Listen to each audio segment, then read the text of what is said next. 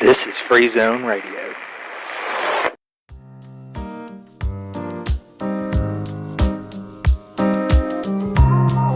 From Free Zone Radio, I'm Jason Crockett, and this is Second Stage.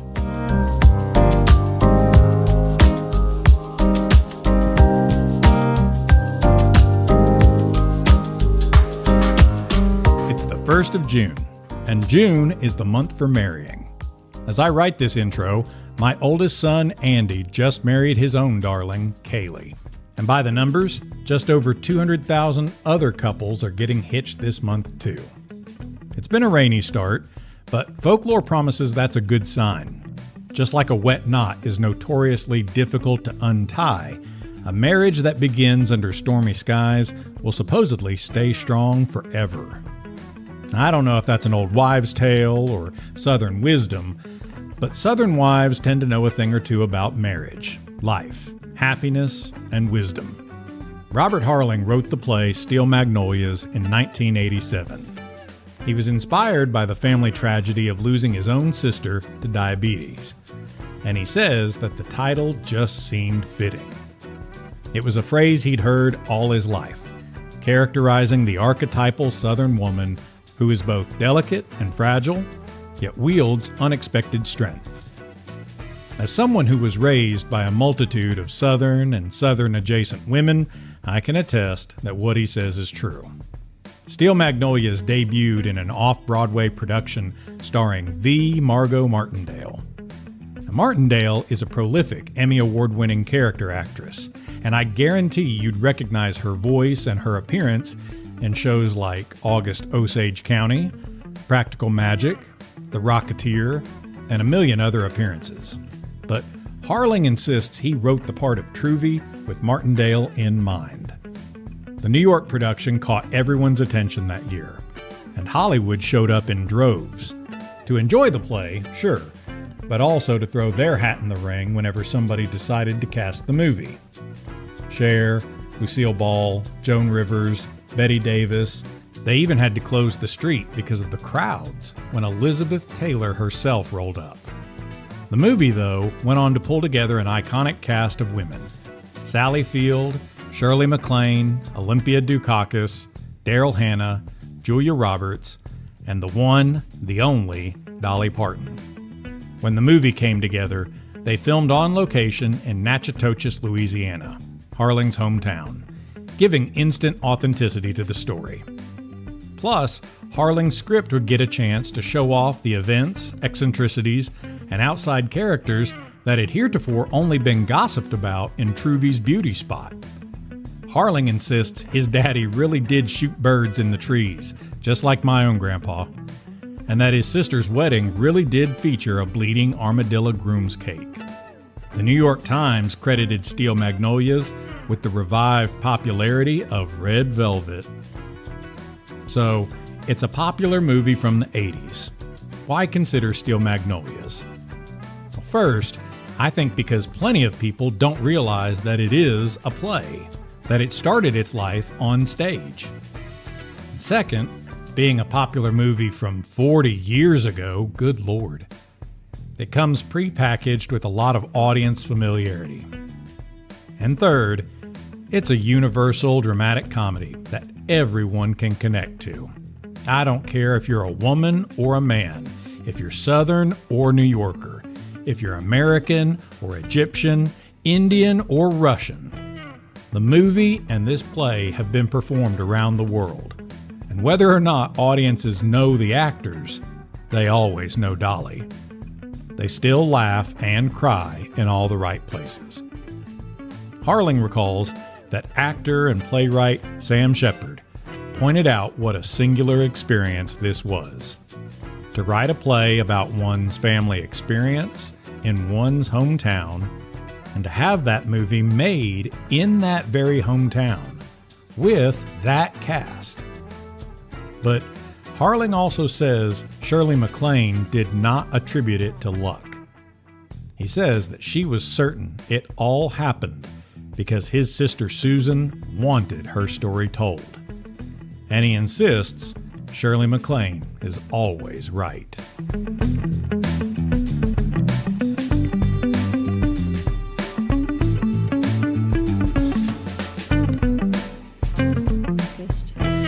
ever taught? No, there's the ghost of Hamlet. I'll Yeah. stare at him. Have you ever taught King Lear?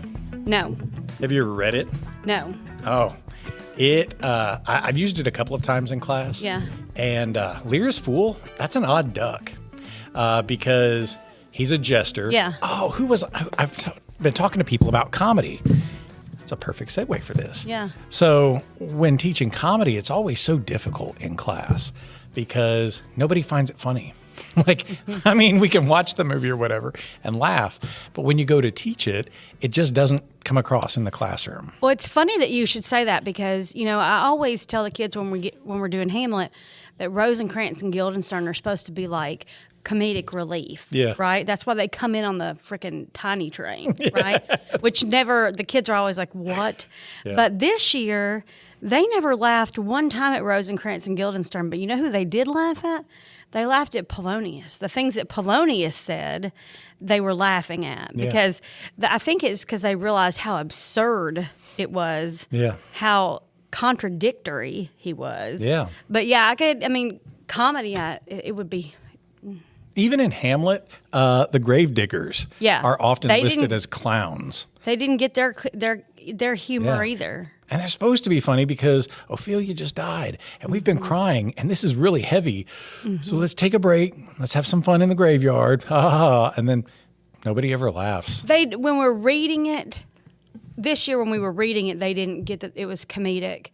But then when we watched it and they're like, then Billy Crystal, the way he enunciates, they got that. But I think the timing, because when they're reading it, they're like, blah, blah, blah, blah, blah, blah, blah. You know what I mean? And of course, I'm not going to find that funny because seriously, I have always told class, like when getting ready to do Macbeth. I mean, I know you guys are not honors kids, you're not AP kids, we're regular English 12. That's great. But everybody can enjoy this if you enjoy it. Mm-hmm. But I swear, Shakespeare is not going to be glamorous. It's not going to be sexy. It's not going to be funny every day. There may be some highlights. But if you make this horrible, it's going to be horrible. Mm-hmm. If all you do is just, was this the face? We're all going to hate ourselves.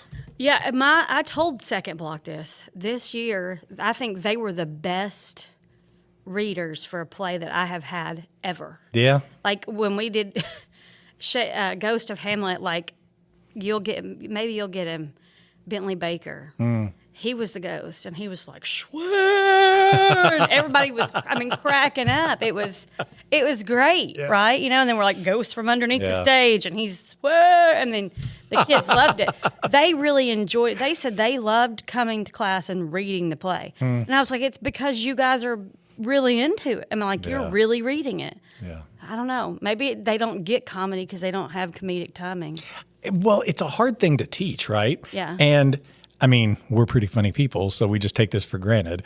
But you get up in front of a class and you just naturally know when the comic beats come in and when to be sarcastic and everything. Like it's almost effortless to be funny when you're not trying to be. Yeah. But you get up and try to be funny, horrible every single time. King Lear's Fool, so he's a jester. Jesters are there for comic relief, right? But comedy often has, like I was thinking, why do we teach comedy? They always remember the tragedies. They can always write about that. Why comedy? Tragedy has its own purpose, but comedy can open the door to telling truth about power. Because the jesters can always say these things and not get shot for it. That's true. Right? They don't die. They don't get to die. say whatever they want. Hamlet gets to act crazy because he gets to tug at Polonius's beard and say, "Oh, look at this great baby," and swaddling clouts and everything. He can get away with it because he's crazy. Comedy can tell truth to power. That's true. Lear's Fool is also weird because he does tell truth to King Lear. Like, you're being really dumb about this. But then there's this great storm in the middle, and King Lear is kind of like wrestling with this psychoanalytical version. And after the halfway point of the play, the fool never appears again. Like, he's just not in the play anymore. He served his purpose. He served his purpose. But it always makes me think, did Shakespeare just kind of like, I don't care. Like, he doesn't need to be in there? I think he does that a lot, though, because Polonius dies. Yeah. Like, right? And then he's served his purpose. He's given he's contributed everything he's going to contribute to this scenario. So we don't need him anymore. And in true Shakespearean style, let's just kill him off.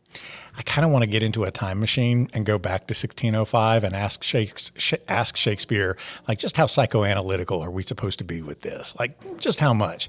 Because if you look and think, ooh, is the fool really there? King Lear's kind of crazy. Ooh, is it really? I mean, well, I have it because Evan had to read it for that Shakespeare class, so maybe I'll read it this summer. It's an odd duck because he's there talking to Lear when nobody else is. Well, that's Macbeth talking to the ghostly dagger. That's Brutus talking to Caesar's ghost. Nobody else saw it. Is it really there? And King Lear talking to the fool, he's only there talking when nobody else is around. Well, it's interesting you should say that because one of the things that, and I know I always bring it back to Hamlet, but that's because that's the thing that the kids kind of latch on to. When Hamlet's in Gertrude's room and he can see the ghost and she can't, I always ask them, why do you think that he can see it and she can't, right? And they automatically jump onto, they never talk about it's because he might actually be crazy. They always latch on to because she's guilty. She had something to do with his death, right? So she can't see the ghost because his whole purpose for even coming back and talking to Hamlet is to incite revenge, right? So why would he need to talk to her? Because she was part of the plot. So, I mean, I don't know. I'm glad that we have that recorded so that I can remember it and steal it for my next class. Steal away. I mean, they really, because like if nothing else, this class of sophomores was very worldly. Yeah. Shall we say. And they started out from the very beginning saying, hey, wait, time out. As soon as the ghost of Hamlet said, he poisoned me in my ear, in the garden, and he was having an affair with my wife, they automatically went, she knew. She was part of it. Why wouldn't she be? And then the kids asked, well, what makes you think that? Well, why would she not be? Because she's having this affair. Yeah. If he's dead, where's her power? Because she's not she's not the one in charge. But I like stealing these ideas. And B, weren't we just in a meeting this morning where I said 20 years in, you're still a learner? And I didn't even think, maybe the ghost doesn't appear to her because you're guilty. You're not allowed to see me. I'm part of your judgment. Like he sees, the only people that see him are the guards. Yeah. Who are honorable men, right? They're the guards. Right. Horatio, who we know because Hamlet says to him, you are the best person I know, right? And Hamlet. Yeah. Because the ghost wants something from Hamlet. And honestly, if we think about it really deeply, the guards and Horatio are a means to an end. Mm-hmm. If he hadn't appeared to them, then Hamlet probably never would have known that he was out there roaming, right? Right. So I thought they were pretty... My guys didn't even pick up on Gertrude's possible culpability. Like, they didn't even think about that. I just said, 2 months later, she's married. Oh, that's weird. And then moved along with it. They didn't question anything. Maybe my kids are more Jerry Springer than yours. I mean, let's get real. I have all these good, naive kids. And mine are like, meet me at the Circle K after school. I got something special for you. Man, what could I be getting away with? They would never have called me out for it. These good babies. They're so good for me. Meanwhile, I'm down there going, no, we could not give each other a tattoo in the back of the room. Yeah. Well, comedy. This is a comedy, right? Dramedy? Right? It is a dramedy. Dramedy. I texted Hannah last night because yesterday was leg day. Leg day is always the worst day, right? Yeah. We love it, but it's tough. And I mean, I hit a lot of successes yesterday, and I was sitting in the floor of my garage, sweating like a hog, and I had Steel Magnolias on the TV, and I was just cackling like a witch over a cauldron. And I thought, Jason, you're 46 years old, a man, sitting here in your sweat. And this was just getting me. Every line was just getting me. Robert Harling comes up with such great comedic lines. Oh, yeah. Front to finish, such great comedic lines. That was one of my notes that I'd written down on here is, what the heck? He's got so much good comedy lines to this. I think he was raised by a group of women. Yeah. Because I can hear my mother and her sisters at Truvy's beauty shop. Yeah. Like these things that Truvy says and Clary says and Weeza says. Yes. I can hear my mother and her sisters saying them. I mean, like, seriously, some of them I have heard them say. Yeah. Right? I don't know. He spent a lot of time. He really knows how women talk to one another. It's amazing. And I think it really translated well from probably stage to film. Mm-hmm. I mean, I don't think that always happens. Right. But this for sure did translate very well from stage to film. The original cast did not have the movie people on stage, right? But the actress Margot Martindale originally played Truvy, and she's been in a bunch of different things. You would recognize her from Practical Magic and other things. She also narrates a podcast about spies and CIA history. Margot Martindale is fantastic, and I love seeing and hearing her as Truvy. But she was also on a talk show. That bell. She was also on a talk show talking about how when the play was in its run, that so many famous Hollywood people were always in the audience because they were hoping to get picked up when they made the movie. Like there's Joan Rivers and there's Elizabeth Taylor and there's Betty Davis, and like all these people are coming to the play. A, because it's funny and it's a good show, but B, if I'm out here, maybe I'll get picked up when they do the movie. Can you believe that? Yeah, in a way I can, because, I mean, who wouldn't want to be in this movie? I know. But at the same time, it was, cosmic, because there's nobody in this world that's Truvy other than Dolly Parton. Amen. We were just talking this morning. Lindsay said, when she dies, it'll be like an official day of mourning for me. I know. So, I mean, there's nobody in this world that plays Truvy in my mind other than... Right. I mean, I don't care who's been on the stage. It's Dolly Parton. I know. She is her. I didn't expect Margot Martindale to get the original casting of it, but she also has an accent, and she's East Texas. But, I mean, I don't know that most of the people in the movie version of it have a Georgia accent or a Louisiana accent or a deep, deep South accent. They each have their own portrayal of one. But they work really well. I thought their voices were perfect in the movie. I could hear it when I was reading it. Yes. I could hear them talking. Yeah. I don't know. It's hard. It's like it's something that's hardwired into you. Yeah. Because I've seen it so many times.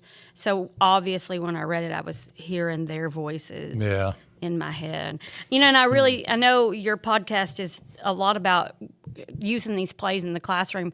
I really think this could translate into classroom use. I do too. Because I really feel like it's so relatable. The kids, maybe partially because of where we live and how we've all been raised, the kids know these people. Yes. They know people just like them.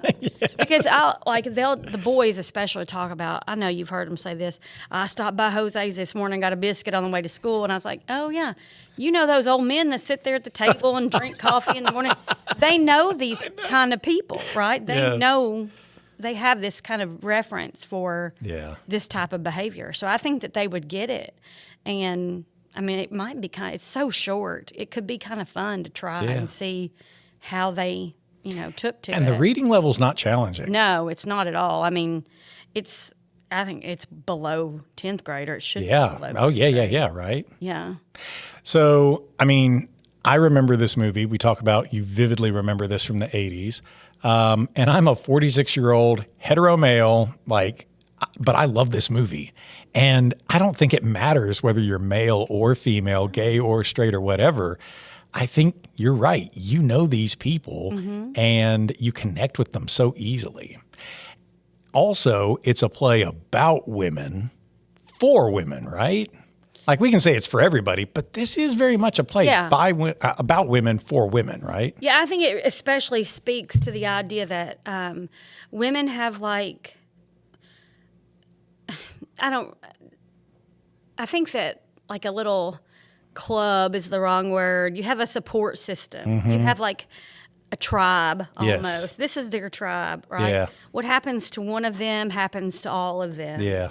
And they want to go out of their way to make sure that everybody's taken care of, which Yeah. I think is also typical Southern woman, to make sure that everybody's taken care of. They're fed, they're supported, they're feeling, seen and Yeah. cared for. I mean, the way Annelle, they just draw her in, right? Yeah. Which is always going to be Daryl Hannah and those cat-eye glasses, yeah, with that frizzy hair. But, I mean, her character was just a tiny bit different in the play than in the movie. But, I mean, that whole idea of drawing her in and bringing her into the fold and making her one of them, Yeah. the inclusivity, Yes. is... it's important. I think we don't see enough of that Yeah. in today's society, in literature, in lots of different forms of media. We're not portraying that idea of drawing folks in. We And really don't. And America is so individualistic that we often celebrate the I, the me. But I know that college campuses are very cognizant about the message of community, that you need to find where you belong. We want you here. Our high school is very aware of community. We've been doing club day this year. We want students to come back to high school and not go to, homeschool or self-driven, whatever. So come find your group that you belong. You belong. You belong. We need that. Absolutely. Well, I was also thinking that, it's a play about women, for women, but it shouldn't be exclusive to that, because you also said these boys stop and get their biscuit, and there's the old-timer guys at the counter of the coffee shop or wherever. Like, even guys have their tribe. And we have kids in the classroom who, great, maybe you're a couple of guys who have been raised by a single-parent mom. That's great. I'm a guy who was largely raised by my mom. But if you can have good male role model figures, if you can find good male connection here too, sometimes that really helps sustain a person by filling in a tribe, or we want to help people find their tribe. And I don't know, it can be good. And I think everybody in our department is aware of this too, that I've picked largely careers that are women dominated, that are women oriented careers. Teaching is certainly nowadays a women dominated field. And for most of my career here, I've been the one guy of a team of 8 to 10 people, mostly women. And Drew Haston has been the other guy in our department for a while. And now he's moving upstairs and everything. So it's just going to go back to one guy. And sometimes you can be like, I need another guy to connect to. you need a dude, yeah. Right? Imagine the English department if it were 10 guys and you. You would do fine with it, but still. I don't know. That's a lot of. That's a lot. It is a lot, but you would do fine with it. And still, there would be plenty of days that you'd be like, I kind of wish that I just had the sisterhood here right now, right? These guys are broing out a little too much. I think it's interesting that Robert Harling picks the beauty parlor. I don't. I don't think it's wrong. I don't think it's wrong. I think it's interesting. Look. He picked the beauty parlor. Time out. I'm about to go and see my guy this afternoon, Yeah. and though he is not a woman, I have my entire life. Every time you go to the hair salon, Yeah. it's like it's a safe space. Yeah. All the beans are spilled. Everybody just says whatever's on their mind. You can talk about whatever. Gossip, truth, everything in between. I'm not surprised at all that he picked it to be the beauty parlor, because that's like a sacred space. Yeah. It's like a place where anything goes, right? Yeah. And in this small, rural, I know where Monroe, Louisiana is, actually, because one time we got a wild hair in college and decided we wanted some gumbo and drove from Martin, Tennessee to West Monroe, Louisiana on Martin Luther King Jr. Day. And now it's a lot more developed, since, what's the show with the people who hunt the ducks? Duck. Oh, yeah. Because they live there, Yeah. right? But back when we were in college, it was very rural, very, out in the middle of nowhere kind of place. That would have been a hub of, where all the women would have gone. We just happened to get a snapshot of these, specific women. But you see Truvy talking on the phone to other people. Oh, yeah. Trying to get in. That may have been even the only beauty parlor in town, for people to go to. So it would have made, been like almost a social aspect as well as I have to get my hair done. So, it makes perfect sense to me. Oh, I agree. My mom's a beautician. Oh. My mom's a beautician, and I know exactly what this universe is like. I may not always belong there, but I know exactly what this is like. I think it's funny that Drum Eatonton won't set foot near it. He's like, ooh, I'm afraid to go. He should be. I do think it's neat that the movie expands that universe because in the play, we hear about the men, but you never see them. So you only get the women's view of it. But in the movie, you get to see Drum played by Tom Skerritt, and you get to see Jackson played by, what's his name? I can remember his face now. You get to see Truvy's husband, who, he's such just sits around for 15 years watching TV in the play. But here he's played by Sam Shepard, the one and mighty Sam Shepard, a great American playwright and actor, gets to be Truvy's husband. And so I just wondered how it would be different if you have the men represented. And that would be a conversation I'd want to have with the class. Like, y'all read the play, but now we watch the movie. How does it change things now that we get to see the men? Because they get to be more of a personality. You get to actually know them. You don't just write them off as a joke. Like, I don't know. Well, I think that the play is women-centric. Yeah. Right? It's centered around the women. It's for the women. They added, in order to have a broader audience, to be more relatable. Because let's face it, it's probably, if it's going on my list of movies, best of all time. Oh, sure. Right? They had to kind of give the men more depth and introduce them in order to appeal to a broader audience. This, of course, it's going to appeal to people, the play itself, because everybody understands happiness, everybody understands grief, everybody understands these central ideas. But in order to really get people invested, you have to have a more well-rounded, which is kind of silly. You shouldn't have to, but the realism is that you have to have a more well-rounded picture. Plus, Tom Skerritt as Drum, and him harassing Weezer and the dog and shooting the guy. That's great cinema right there. It's pure cinema. It's amazing. And the cutting the groom's cake and seeing the bleeding armadillo. You don't know until you've seen it. What it really means. Right. I do think it's still a women's story. It's written by a man, though, right? Written by a man, but it's a women's story for women. But I do like that the movie expands by giving a face to the men, too. I had written down that the beauty shop is like a micro. This play is all contained within Truvy's shop, and it's a microcosm of the Southern woman's world. Like, if you could just make a pocket universe of what the Southern woman's world is like, there's Truvy's beauty shop. It's like that. Your main characters are 6 women. There's Truvy, the beautician, and the stage is always in Truvy's shop. The movie goes from place to place, but the play is always self-contained in Truvy's. And then you have Malin. Mary Lynn is her full name, but everybody calls her Malin Eatonton, and her daughter Shelby, who's the blushing bride at the beginning of it. And then you have the 2 older ladies of the town, Clary and Weeza, and you have young Annelle, who is this out-of-towner that is adopted into the beauty shop. So you have 6 women.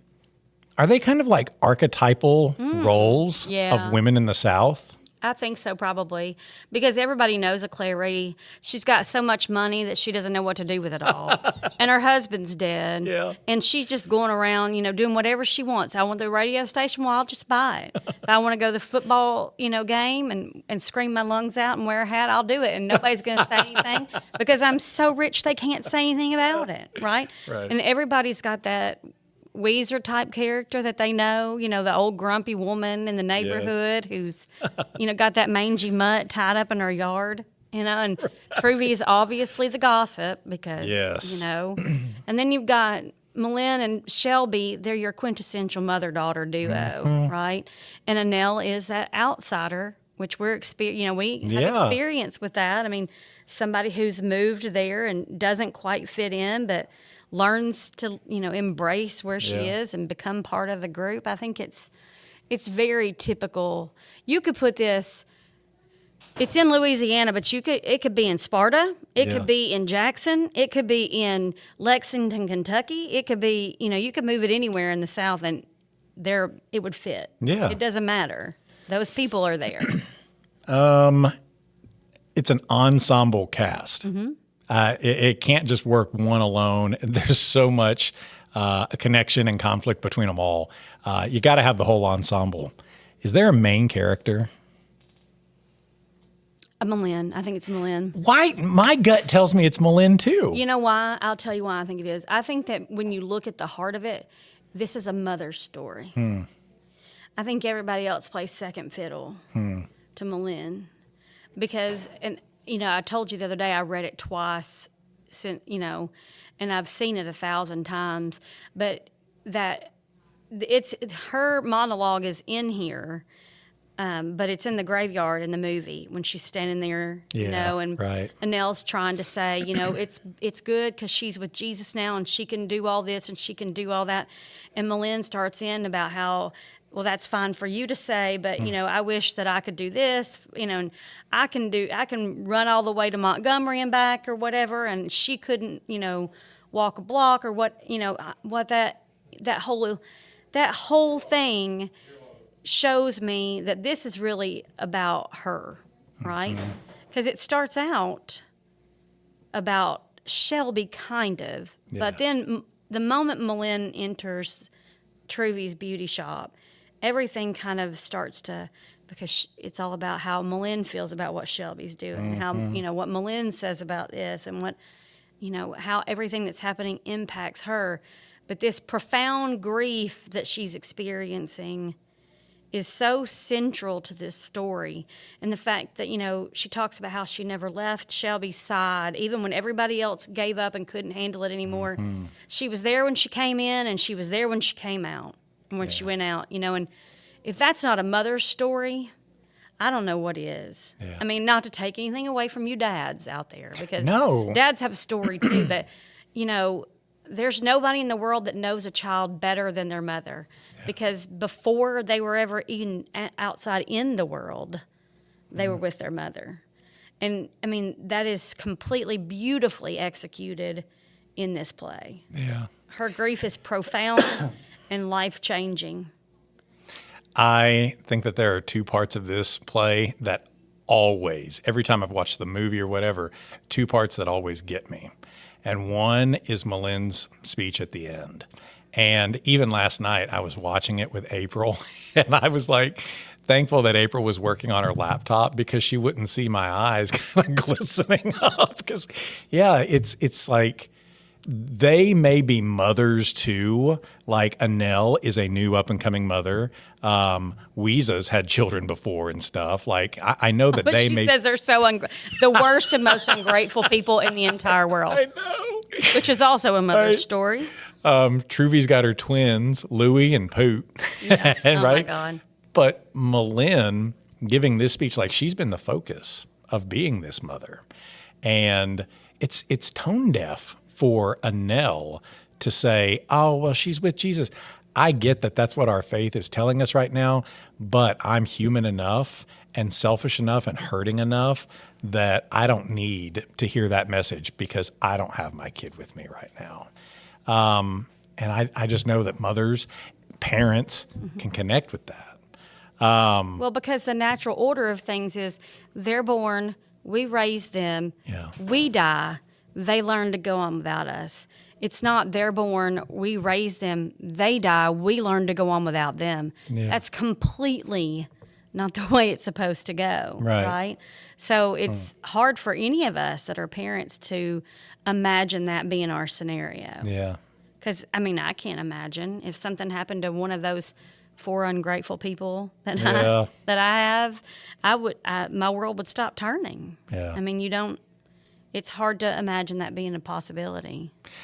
I agree. Malin's probably the main character. I think you get that more when you watch the movie.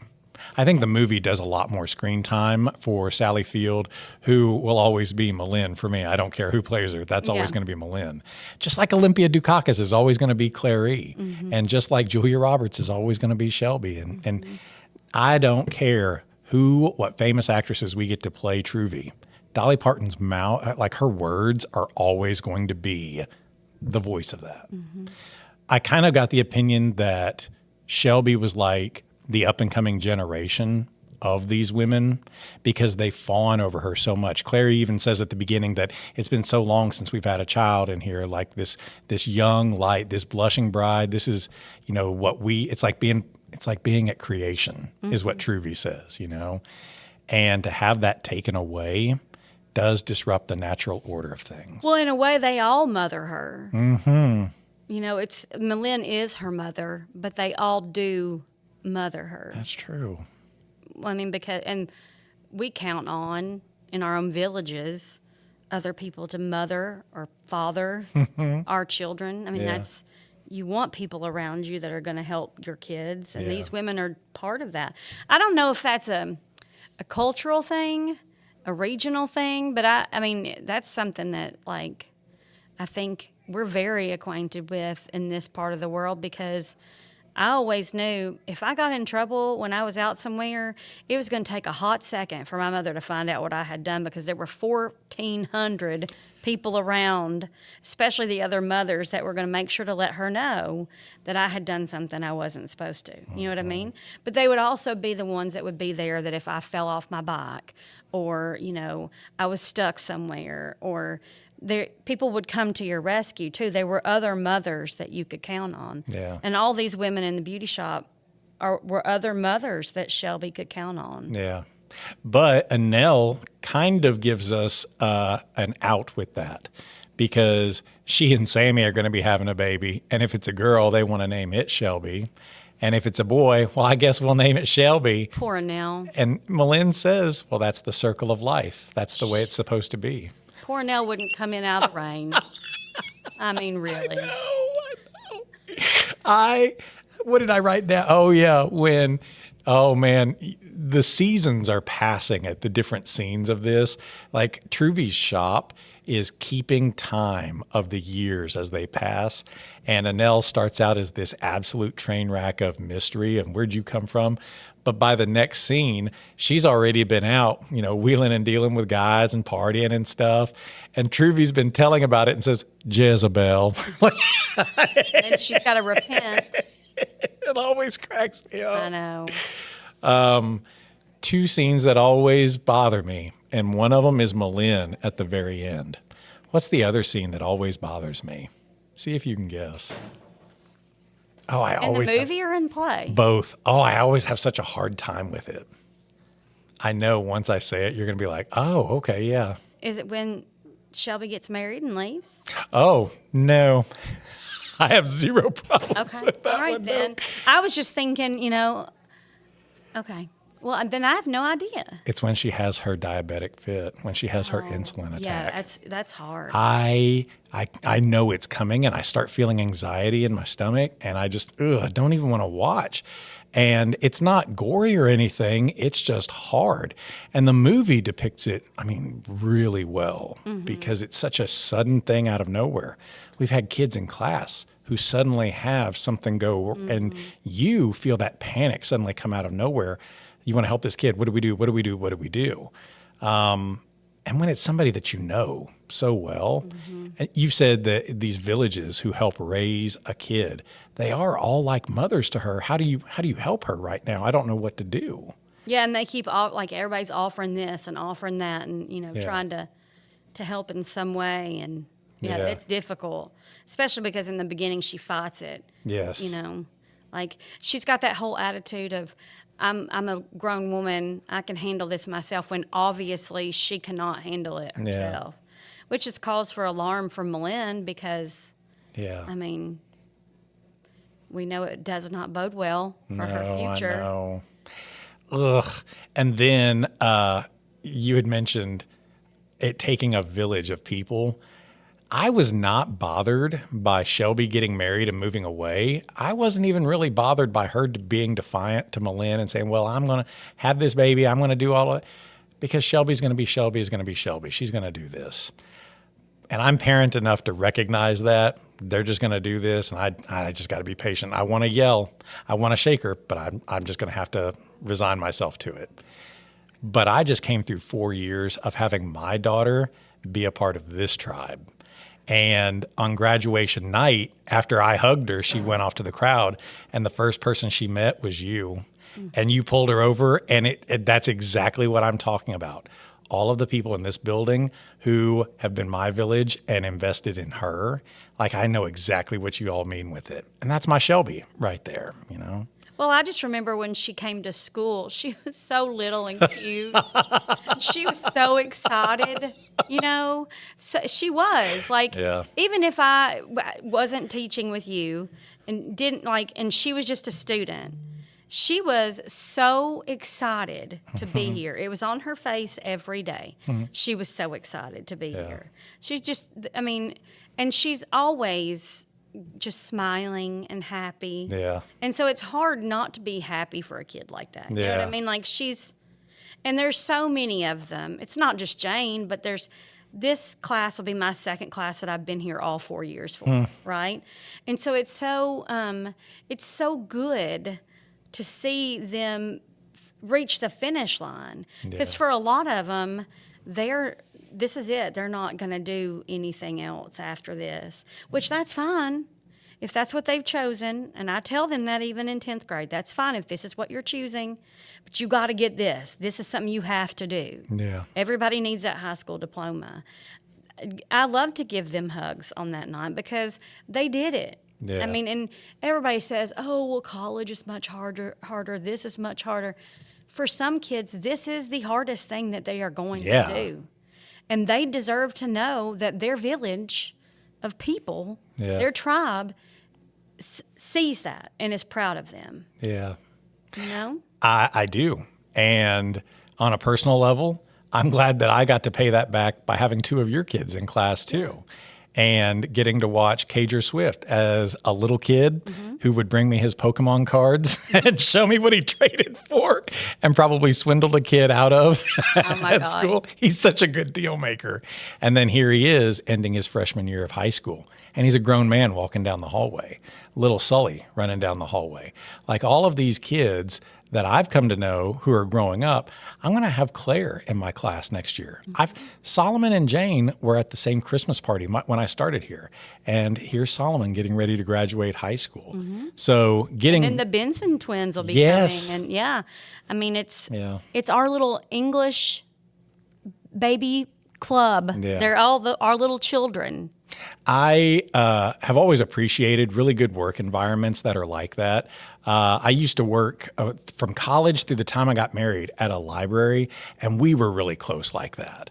And then when I came here, we have been really close like that. And the years just, enriching that.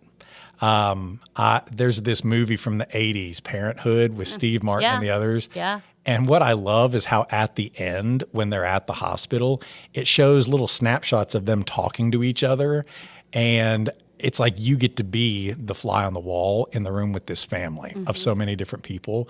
I love that. I love how in the play, they have their inside jokes too. And I was watching it again last night, and I thought, this is just like us at lunch. Because here they are, Claire E. has taken in her nephew. that his parents, Drew and Belle, kicked him out because he said he was gay. And Clary, what did she do but sit up with him all night and talk trash? She dissed with him. You know what? I finally figured it out. You know what would help, Weaver? A flow chart. If somebody had just given her a flow chart, Yes. she could have. Should I say this? Yes. Should I not say this? But then they're joking about how he says all gay men have track lighting and all gay men are named Mark, Rick, or Steve. And here comes Weezo. Well, I love my track lighting. My grandson installed it. How's he doing? Oh, Steve, he's fine. And they all are just like They're busting a cracking gut. up. Yeah, I swear that's us at lunch. Like, I know that we have inside jokes like that. So, yeah, you find your tribe. And ours would not be a beauty parlor. Ours would be that workroom. No, oh, my God. With the roaches. With the roaches. Us and Franz Kafka over there in the corner. The beauty shop gets to look at the passage of time because by Christmas time, you get to see the horrible little Christmas tree decorated with Annelle's beauty things. And Shelby gets to be the princess that lights it. It gets a radio because Shelby got 4 for her wedding, and so she gave one to Truvy. And I like that even when Shelby's gone, that radio is still her voice that's playing in the room. You get so connected to the kids in these classrooms, and I know I've told so many different ones that when you guys leave, your voices are still like an echo in here. Like this wall still has their fingerprints on it, you know? I have this binder back here that's my sophomore year binder, and it's the first thing I open up in August every year. And in the front is a drawing that was done for me by a kid that I had my first year here. And I watched him graduate, and then that summer, he passed away. He was in a really bad wreck, making some stupid decisions, and he was taken away from us. And he'll never, ever, ever be back in this room, but I've got a drawing that his fingerprints are still on every year. And that's like Shelby being gone, except we got to turn that radio on because that's her voice. That's her in this room. Like, it's comedy, but it's dramedy, right? And it gets us. There's so many times it brings us to tears, right? I was debating this one at first because I thought, I don't know, I think it's a bit too silly. I think it's a bit too lighthearted. It's a bit too much comedy. About it. There's so many funny lines that are in here, right? It is laughter through tears is my favorite emotion. I agree, but I'd forgotten just how much depth there is to this too, like how much seriousness, and just even having conversations like that kind of gets you, right? So there's got to be something worthwhile in it. The human condition, he captures it. Yeah. For sure. And Robert I think Harling. the kids they would do okay. What do you think? An AP classroom? Regular level I think classroom? this is a play for the masses, man. This is a play for the masses. I've already got my parts assigned in my head because I have a lot of boys this semester that love to read, like, who would you like to be? I want to be Gertrude. Oh, yeah. Go for it. Who would you like to be? I'm Ophelia. Oh, yeah. And they would get mad if somebody else, like a girl, wanted to read that part. Yeah. I've got myself a little lineup in my head. Well, all of Shakespeare's plays had to be performed by guys, Well, I know right? we They all talked had about to be. that, right? So Yeah. I mean, they know. They know. No, I think that, in all seriousness, I don't think that it's something that should be out of the reach of any of them. Yeah. They intellectually, reading comprehension wise, Absolutely. they should all be able to read it and understand it. Yeah. The concepts are not out there, in left field that they can't Yeah. grasp. And I really feel like they should be able to see past that surface level stuff at what's really going on. Because they've all got families, and not all of them, even though not all of them have the same experience, we talk about that a lot, that how you see literature is shaped by what your personal experience is. There'd be some good perspectives, I think, because we have a lot of kids with a lot of unique scenarios that they're living every day that could make some really valid commentary on the play itself. Yeah. Some things are, for the masses, and I think this is one of them. Well, our supervisor was just here the other day asking us what we wanted to spend money on for books that kids could write in and take with them. We should have said Steel Magnolias. What's the rigor here? Which text is this tied to? God. Don't tempt me. We could have. Well, we could have. We were can that read close. it, and then we'll talk about it, and then we can write about it too. Who knows? For year 2, we could have all the hard conversations and ask all the hard questions with this. The hard conversations can be had. I do have a hard conversation for it. The Weeza and Shelby talk about a person's seasons dictating their color palette and their outfits. What season am I? I don't know this. I don't know. I've never had my colors done. Apparently, it's a summer, spring, winter thing. I don't. Summer, spring, winter, and fall. Just like So you do get all 4. you do get all 4, and I keep getting these in Instagram. I've been trying to stay off Facebook because it's a terrible place. It really Right? is right like now. I just get really angry. I know. I've been trying, like I told you guys earlier, I've been trying to not be on, like, just to kind of detox from all Yeah. of it. And but I do get on Instagram from time to time, and I keep getting these advertisements from ChatGPT to Oh, do my yeah. colors, right? Which I'm not going to do it. But the idea of it kind of scares me because I'm a literary person, and why would I want to know if I was a winter? Because you know what that means. I mean, right? I know. I want to be a spring. What if I want Yeah. to be a spring, right? I don't know. I think I don't know. I don't know what the colors mean, like which colors are which season. I don't know. I was trying to assume, is it based on my hair color, my skin color? Yes, I Like, think it's based on your hair's color, your eye color, and your skin color. Holy cow. Like which things you should and should not wear. Okay. Like my mother-in-law has always told me she didn't think I looked good in red. Because I have a ruddy complexion, right? Which I get it. I don't really think that I really look good in red either, so I don't wear it very much. And also it's not one of Andrew's favorite colors, so I don't really, put it on that often. Yeah. But, like, I know that, like, my girls, I've always, like, when we go prom dress shopping Yeah. and stuff like that, they look good in jewel tones. I don't know what season jewel tones are in. Huh. But they're like Jane. They've got blonde hair, and blue Yeah. eyes, and light skin, Yep. So, I don't know. Okay. Well, my search continues. I got to keep following the hard questions. Well, ChatGPT can help you. Some fun facts with this. My first year at White County High School was 2007, and this was the school play that year. Are you serious? Steel Magnolias, which Sandy Lewis, who's retiring this year, directed Steel Magnolias.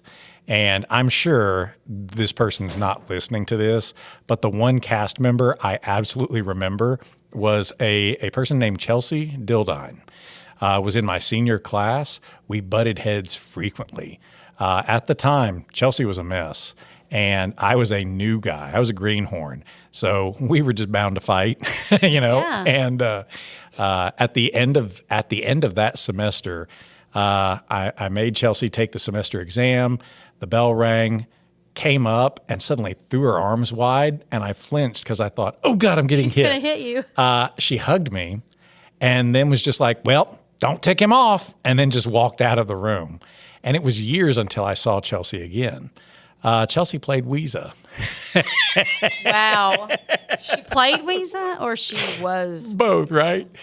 The show, there was an unsold pilot that CBS made for a TV show of this too.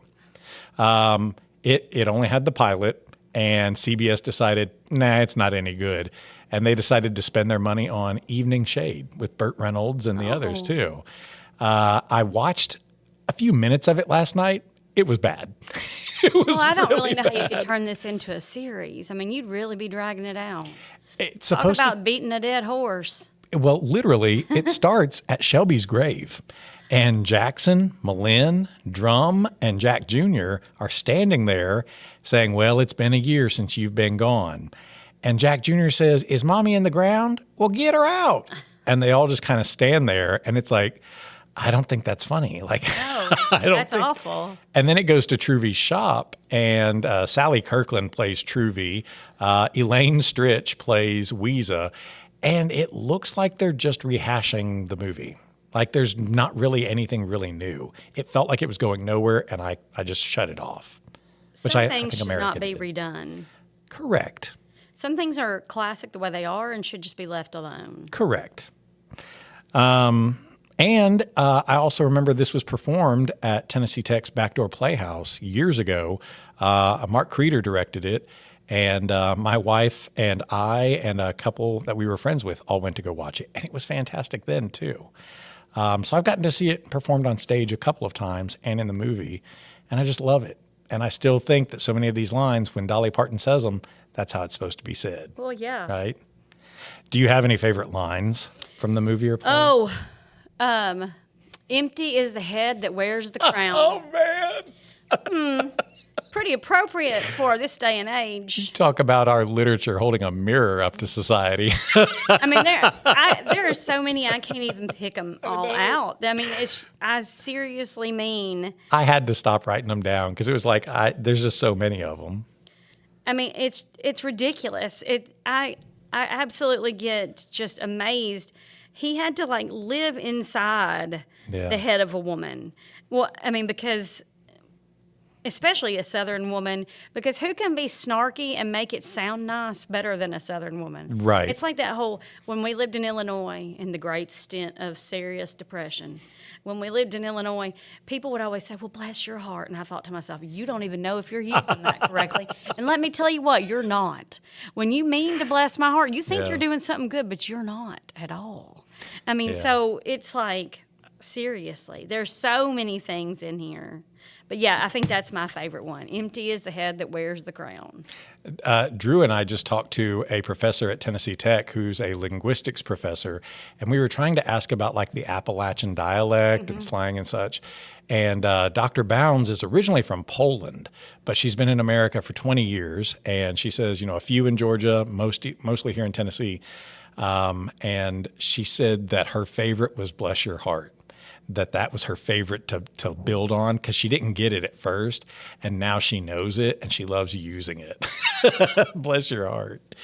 I think mine it's from Weezer, and it's whenever they say that Drum Eatonton was a real gentleman, and he says, "Oh, I'm sure he's a real gentleman. I bet he takes the dishes out of the sink before he pees in it." Oh, yes. Weezer she might be my favorite character in this whole thing. It's a real tight race between her and Clary. Yeah. It's like a Thelma and Louise type thing. Yes. Right? And they absolutely, I mean, I get that they're friends, but they're also like two sides of the same coin. Yes. They're both the older, rich Southern woman, but Clary's the dignified former mayor's wife, and Weeza's the one that's just tired of your crap. For all you kids out there, we might call that a character foil. That's a character foil. And I've never thought about this before, but Shelby and Annelle are character foils too. They are. Because they're both the young upcoming girl, but one's had a good family and one doesn't. Could we say possibly that Malin and Truvy might be too? Then that completes our circle. We're done. May the circle be unbroken. Part of me wondered because I had asked you up front if Malin was the main character. Part of me almost wondered if Truvy was at first, because her shop is the stage for the whole play, and she gets so much of the screen time and everything. I would still argue it's Malin, but doesn't that make it good that they're foils for each other? Yeah. I mean, but think about it. Can you have a play set in Malin's house? Drum's out in the yard shooting birds. Mm-hmm. The boys are doing whatever the boys are doing. I mean, seriously. Those poor women would lose their ever-loving minds. Yeah. They wouldn't know what to do with themselves. Do you recognize any of these characters in our people here at school? Oh. We don't have to say names in case they listen, but I can tell you I've written names down. This is fun. Let me have a minute. I think I know a certain person on this hallway that could be Weezer. I agree. She might army crawl. I agree. Maybe. Oh, wait. The young one down here? Yeah. Oh, do you know I picked that one to be somebody else? Oh, really? Mm-hmm. Who? Well, who did you pick? Oh, yeah. I picked that one to be someone else. I picked that one as Annelle. Oh. Because Annelle comes from such a troubled background. I didn't think about and needs that. to be inducted in, and everybody's got a past. Truvy says everybody's got a past. if you're old enough to be 18 in the 80s, you've got a past. That one certainly has a past. Yeah. And then by scene 2 is on a rambling tangent about taking in these clothes for the Baptist and everything. And I was out there with this. And then they said that. And I thought, oh, my God, it's her. How about that? Maybe. Okay. All right. I was just thinking along the lines of wow, as they come, willing to say whatever comes. I agree with her that mind, too. Right? Needs that flow chart. I mean, the flow chart is a real thing. Needs the flow chart. What if Shelby were given enough time?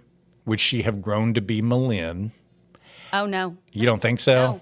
Would she have been more like Truvy or Clary? No, I think she would be something completely different. All her own. All her own. I mean, think about it. She's different than all of them. Like, she is, I'm seeing in my own daughters, I'm sure you see this in Jane, like the evolution of the Southern woman, right? The standard of expectation for what we can and cannot do or what we are and are not supposed to be is changing, right? And I think it started a long time ago. I mean, because like so many people, like when I was a kid growing up, their mothers didn't work. They stayed at home. That was their job, their only responsibility. Now, I mean, and everybody, you know, that was just standard, right? A lot of girls that I went to high school with even still kind of carried on that tradition. They graduated high school, then they got married to their high school sweetheart, they had kids, and then they stayed home, right? Girls like Shelby, who'd been raised, you know, to believe you can do whatever you want to do, you can have a career, you can have it all, are changing that idea of what we have to be. I think she would have been completely different. I think she would have been like a mixture of Clary and somebody all her own, because she had the grace, she had the style, she had the, you know, the manners, but she had aspirations. She was stubborn. Yeah. You know, she had drive. She could have been something totally different. Yeah. But then she may have surprised us all and just said, well, I'm just done with it. I'm just going to stay home with Jack Jr. Because you never know. That's the thing about her dying. You don't know what she would have done or chosen. We can only speculate, right? I mean, man, there's so many things I want to ask about with this. When Shelby was gushing about their reception dinner and how afterward they went out skinny dipping, she and Jackson, Truvy and the women are all like, ooh, about it. She admits that they were fighting most of the time. Mm-hmm. Why? Because I called the wedding off. And everybody gets like real serious for a second because where did that come from? And she says, oh, no, it's fine. I mean, we're going to get married. But they had an argument, and I feel like we never really get that resolved. It was just, I mean, I just told him we weren't getting married. But no, it's fine. But then there's other comments that get made about how Jackson's family's a very Southern family. You either shoot it, stuff it, or marry it. That Jackson is going to be giving her a red rose for every anniversary, equal to the number of years they've been married. Oh, that's so romantic. I wish the idea was his. Like, where are these, I don't know, these misgivings about Jackson and Shelby's future? I feel like there's so many times after rewatching the play that I'm like, ugh, am I supposed to expect they would have had a good future? I don't know. I don't think they would have. I feel like it all goes back to the idea of the baby. Mm-hmm. I've always felt like, even watching the movie originally and then reading the play twice, I feel like she knew she couldn't do it. Mm-hmm. Malin knew she couldn't do it. The doctors told her she couldn't do it. She did it anyway to save their marriage. Yeah. And we know people who've done it. I mean, I don't know, you might not. I know people who've done it. They think it's going to make everything better. Yeah. We don't know what the problem was, especially between the two of them, but whatever it was big enough that she went to great extremes to, you know, to save the marriage by doing something she knew could potentially harm her. I mean, he had said to her even, we'll just adopt one, right? And then she even says he's even tried to buy one. And when it turns out that she's going to actually have one, he is elated, over the moon, Yeah, right? yeah. So there's some sort of, maybe it's an expectation that's passed on to him from his family. Who knows? But I always read it as his family's not necessarily of the same caliber as her family is. Like, he just happens to be that one person that pulled himself up by the bootstraps, and Well, they're became just an very attorney. outdoorsy. And, you know what I mean? That's what she Well, says. if you say you're going to shoot it, bake it, stuff it, or marry it. Well, then, Malin even complained that they went to the rehearsal dinner at their house and it was barbecue outdoors on plates and stuff. And it's like, yeah, I mean, I feel like that's normal, but maybe my people are pretty outdoorsy too. well, I was going to say my people are pretty, backwoods, so I would understand that. I'd be like, barbecue. That I sounds know, great. right? I was like, oh, that sounds pretty Yeah, good. right. I don't know. I think maybe they're just two people from two different worlds, and Yeah. when you're young and in love, and I don't know, and as you get older, like, everybody's going to go through hard things. As you get older, you get that experience and you learn how to navigate it. And maybe she just got cut short. Maybe they would have been okay, but she wasn't afforded the opportunity to grow and mature, Yeah. because of whatever choices that she made. It wasn't ever really, I don't feel like, presented to me as a choice they made. Right. It was something she made. Yeah. If you were going to teach this in your classroom, do you have any ideas of what you'd want to do with it? I think I'd save it for the end of the year, the very end of the year. Let's make them weep as they're walking out the door. Let's have them crying, right? First, I'm going to emotionally devastate the girls with the death of Ophelia. Look, here she is, girls, drowned in the river, just drowned.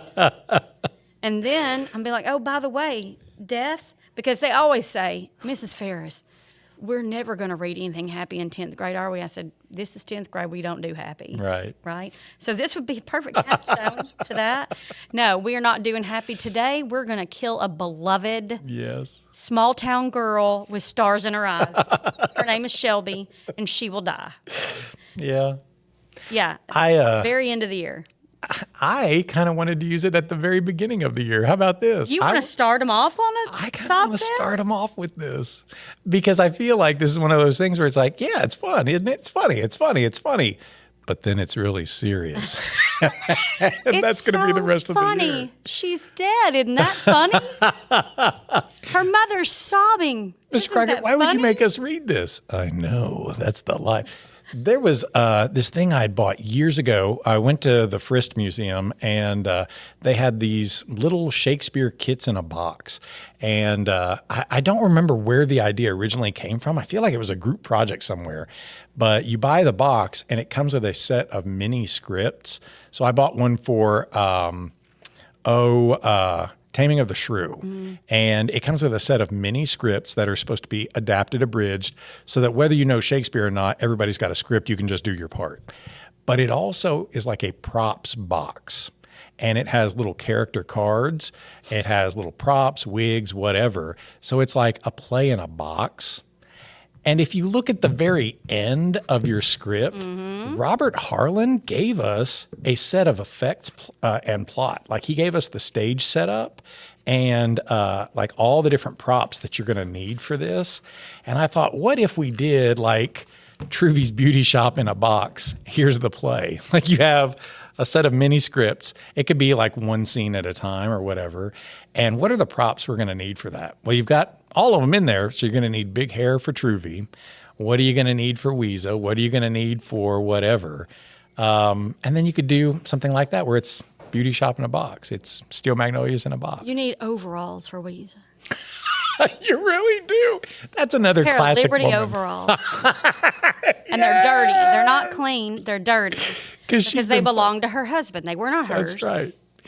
But she comes in with all these tomatoes. Why do you have them if you don't want them? And they're in her pockets. Because that's what we do. We're old Southern women, and I've got these tomatoes, but I can't have them because I'm not eating healthy.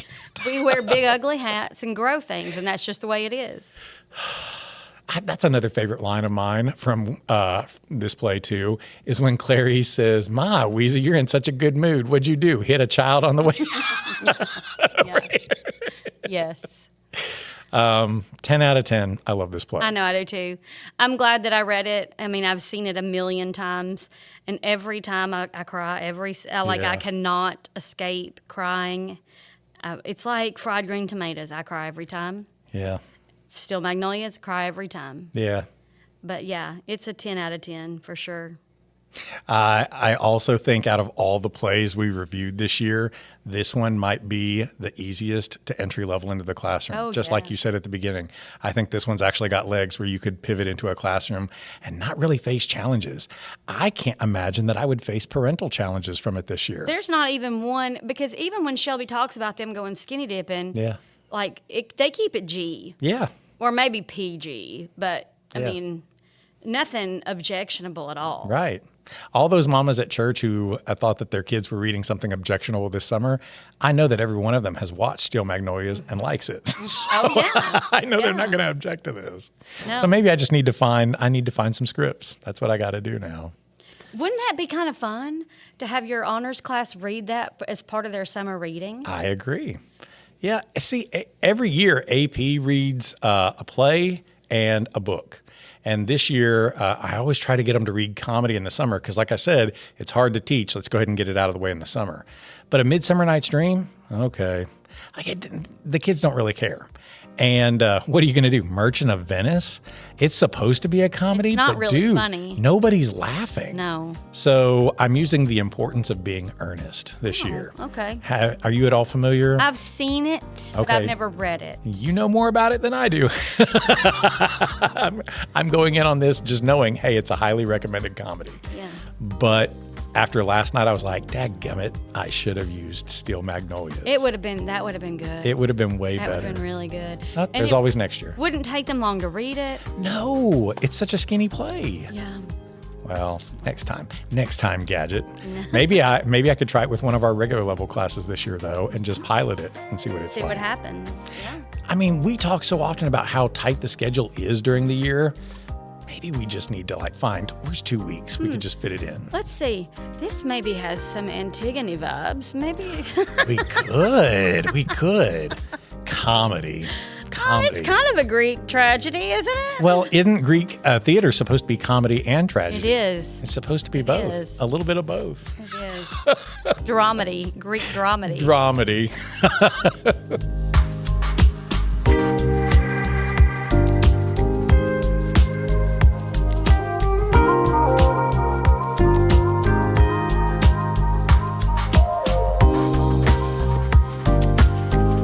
Second Stage is a Free Zone radio production, recorded here in Sparta, Tennessee.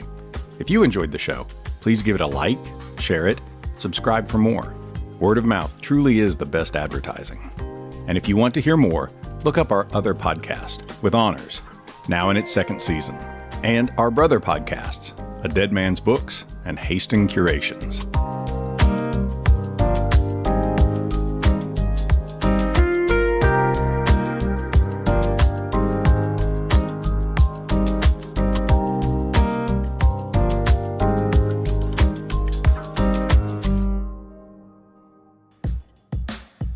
Hey everyone, my name is Drew, and I want to talk to you about my show, A Dead Man's Books. The show was created with the mindset of whenever I pass away, as morbidly as that sounds, that my children would inherit my books, and of all the things that I'm going to pass down to them, I think that that's the one thing that I want them to make sure that they keep and go through on their own time, but I want to be there next to them whenever they read these things. And so I created a podcast so that they could go back and listen to me and my friends and other people as we read through these books and what we had to think about it.